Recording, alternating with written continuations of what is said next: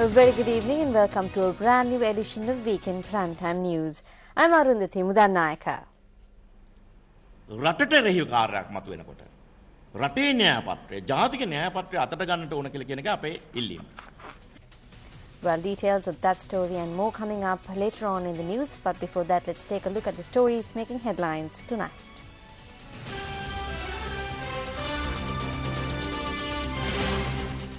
The 19th sessions of the UN Human Rights Council begins tomorrow. Minister Mahinda Samarasinghe says Sri Lanka is ready to face a resolution on Sri Lanka.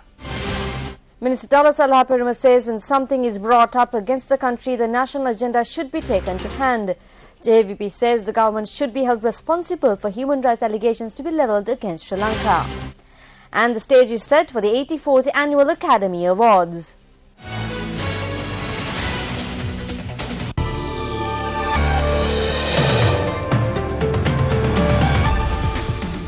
Demonstrations were held in various parts of the island today, pledging support to the government. The demonstrations were held against the proposed resolution against Sri Lanka at the United Nations Human Rights Council session in Geneva. This demonstration was held this morning in Bulat Sinhala.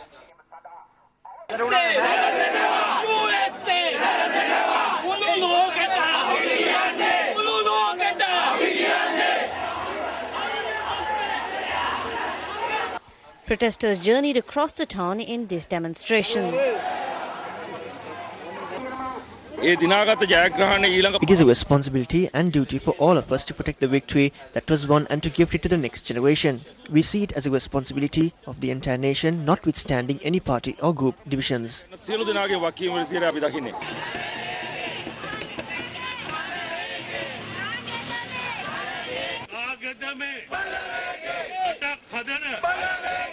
Meanwhile, another demonstration was held in Galle today. A group of ministers and parliamentarians participated in this demonstration. The demonstrators who gathered at the Makubura junction in Yakkalamulla, Galle, then marched to the Yakkalamulla town. President Mahinda Rajapaksa is the leader who saved the nation. We are taking to the streets to remind that we need this leadership and to tell the whole world that we are protecting our nation. The opposition, which has taken to the streets and corrupted the country and wasted it. The time has come to unite.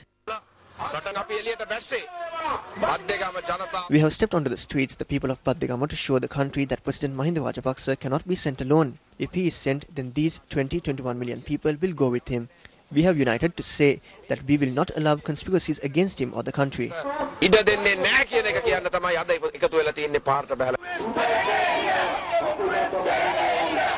Another demonstration was held in Narammala today. The demonstration commenced near the Narammala Public Sports Ground and then moved via processions to the Narammala bus stop. The freedom was won for us and we will not let it be destroyed. Without joining our enemies, we must all unite as people of this country and move forward.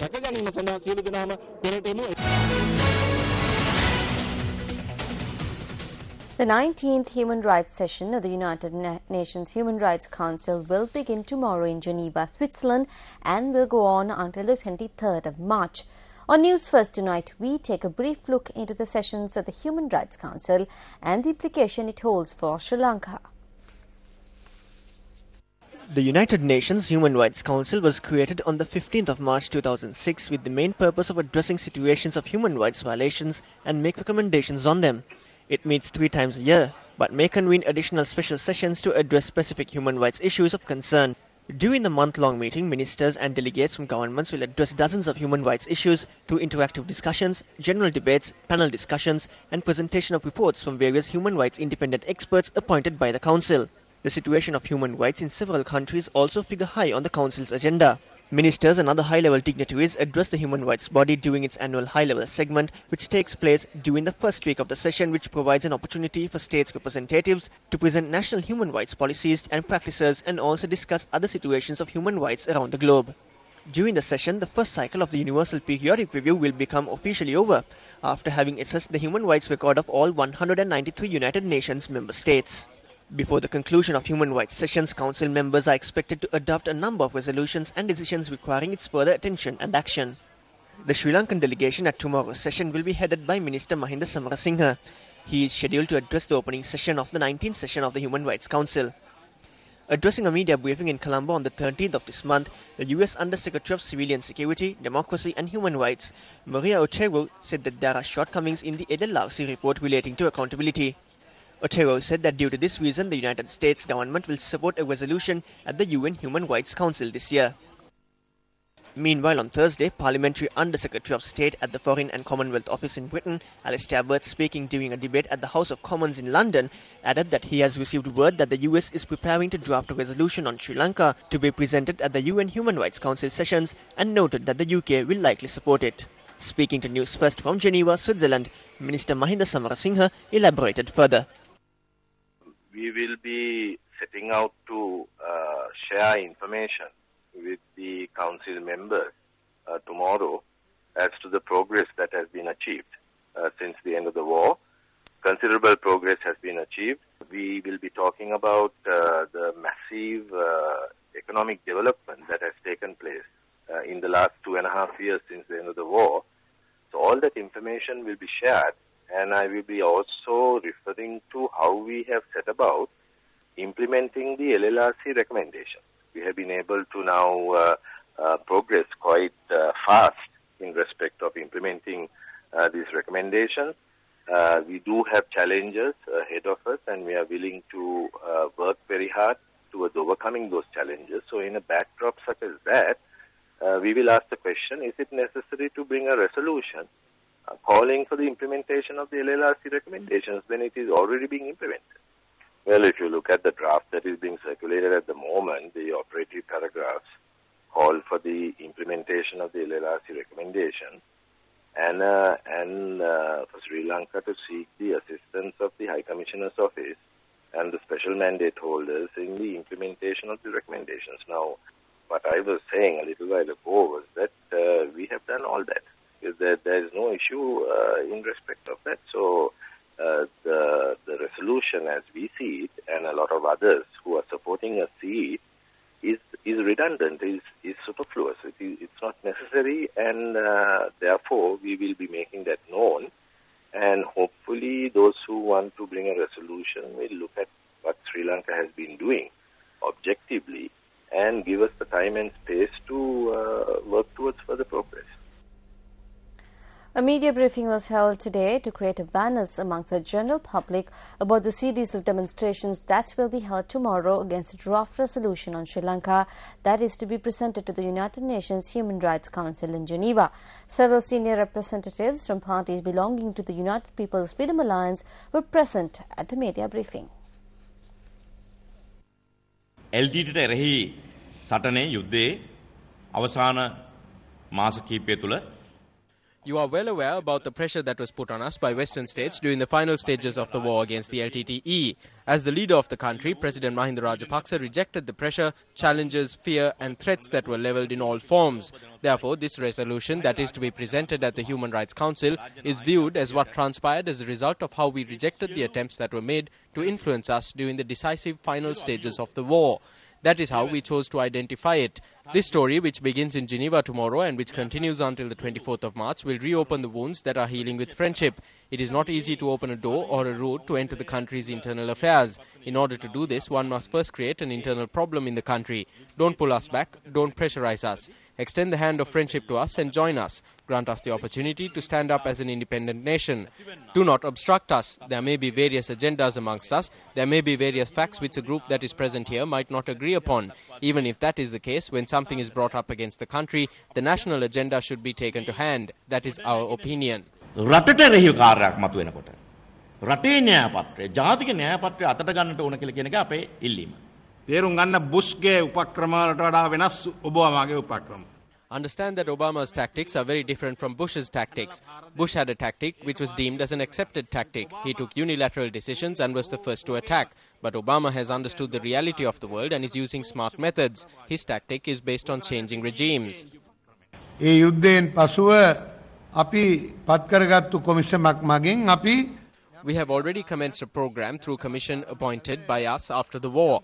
At a time when we are aiming to reach a solution in the country that comprises the devolution of power and also appointing a special select committee in Parliament to work towards that objective, there is a major question on whether this resolution is brought in a hurry to the Human Rights Council with good intentions. හොඳ හිතින්ද කියන එක මේ රටේ අපිට නම් ලොකු ප්‍රශ්නයක්. මානව හිමිකම් කවුන්සලයට තියෙන්නේ රටවල් වල. The Human Rights Council's objective is to look into the human rights of countries. However, the process of inquiry has been given by the United Nations to the United Nations Human Rights Council. The United Nations should inquire into the human rights of countries every 4 to 5 years under a system known as the Universal Periodic Review. Sri Lanka has to face that review once again at the end of this year. If special processes that are contrary to that process is used, it does not mean that the United Nations is strengthened, but is made weak. එක්සත් ජාතීන්ගේ සංවිධානය අඩපණ කරනවා කියන එකයි. The ministers also expressed their views regarding the Tamil National Alliance. TNA සංවිධානය ආණ්ඩුව ඇත කොළුවද? TNA සංවිධානය ආණ්ඩුව ඇමතිවරයෙක් කරන් තියෙනවා. නමුත් TNA සංවිධානය දන්නවා. Is the TNA a puppet of the government? Has the TNA obtained any ministerial positions in the government? However, as those who represent the Tamil community in the north, the TNA is aware that what would actually happen is that this would aggravate those who are attempting to create single and Tamil divisions. This is why Sampanthan decided not to go to Geneva.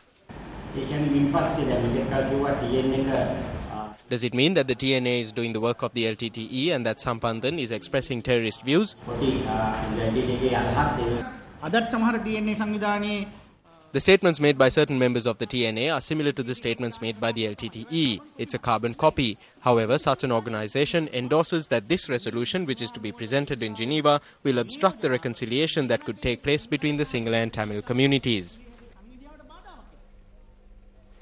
Opposition and United National Party leader Ranil Wickremesinghe says that the government has trapped the people in the electric chair. He made this statement at an event held in Polonnaruwa yesterday. The fundraiser was held to obtain financial assistance from UNP faithful in the Polonnaruwa district to rebuild the UNP headquarters in Sirikota. I do not know if the resolution in Geneva will be passed, but no matter what resolutions are passed, no one in Sri Lanka can take people from the Rajapaksa government and no one can take the president to court or a war tribunal. This is because of the United National Party. War tribunals were established under the Rome Agreement for countries which have ratified it. When I was Prime Minister, I signed and rejected it. We were saved from being strapped to the electric chair. However, unfortunately, the Rajapaksa government has strapped the people to the electric chair. They have strapped the people to the chair and are giving them electric shocks. This started with the increase in fuel prices. At a media briefing of the UPFA held today, a journalist raised a question about the statement made by the opposition leader about the International War Tribunal. Minister Ranil Wickremesinghe said that because he did not sign the Rome Agreement, leaders of Sri Lanka cannot be taken before the war tribunal. It